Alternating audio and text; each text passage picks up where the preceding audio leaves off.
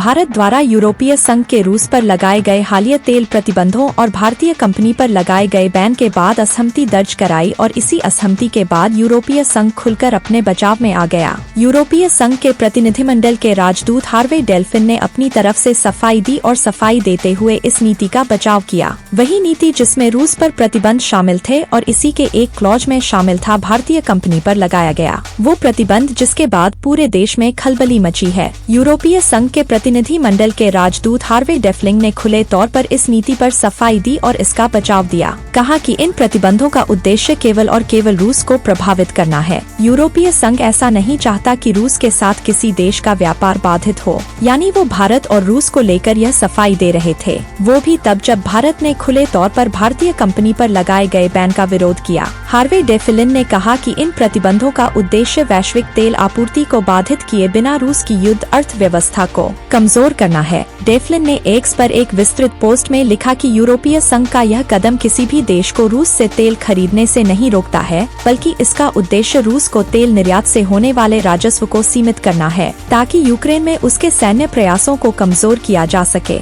इससे पहले भारत ने स्पष्ट किया था कि वह किसी भी एक तरफा प्रतिबंध को मानने से साफ इनकार करता है, यानी यूरोपीय संघ ने जो भारतीय कंपनी पर प्रतिबंध लगाया और रूस से तेल खरीदने को लेकर रोक लगाया, उसे सीधे सीधे मानने से भारत ने इनकार कर दिया। भारत ने स्पष्ट कहा कि ऊर्जा, व्यापार जैसे क्षेत्रों में दोहरे मानकों से बचने की आवश्यकता है। भारत के इस रुख के बाद यूरोपीय राजदूत की सफाई सामने आई, जिसमें उन्होंने भारत की एक रिफाइनरी पर लक्षित प्रतिबंध का भी बचाव किया जो रूसी कंपनी रोसनेफ्ट के अधीन है। डेफ्लिन ने जोर दिया कि यह नीति ऐसे खरीदारों को फायदा देती है जो मजबूत सौदेबाजी की स्थिति में है। अप्रत्यक्ष रूप से भारत जैसे बड़े आयातकों की स्थिति को लाभकारी बताया गया है। उन्होंने कहा कि तेल बाजार के संदर्भ मूल्य के अनुसार कीमत सीमा में लचीलापन रहता है, जिससे वैश्विक आपूर्ति बनी रहती है। यूरोपीय संघ के मुताबिक अब तक लागू प्रतिबंधों के कारण रूस लगभग 450 बिलियन यूरो के राजस्व से वंचित हो चुका है, जो यूक्रेन में युद्ध को फंड कर सकते थे। उन्होंने यह भी बताया कि रूस की सैन्य गतिविधियों के लिए उससे कुल सार्वजनिक व्यय का 40% हिस्सा आवंटित किया गया, जो उसके जीडीपी का 6 से 7% है। ईयू ने अपने इस नए पैकेज में रूस पर कई बड़े प्रतिबंध लगाए, जिसका असर भारतीय कंपनी पर भी हुआ। इस पैकेज में रूसी कच्चे तेल के अधिकतम मूल्य सीमा को डॉलर से घटाकर 47.6 प्रति बैरल किया गया। रूस की शैडो फ्लीट, यानी वो जहाज जो प्रतिबंध से बचते हुए तेल के परिवहन का काम करते हैं, उन पर भी प्रतिबंध लगाया। इसके साथ ही उसने पहली बार भारत की रिफाइनरी कंपनी नायरा एनर्जी पर भी सीधे सीधे निशाना लगाते हुए बैन लगाया है। नायरा एनर्जी, जिसे पहले एसआर ऑयल के नाम से जाना जाता था,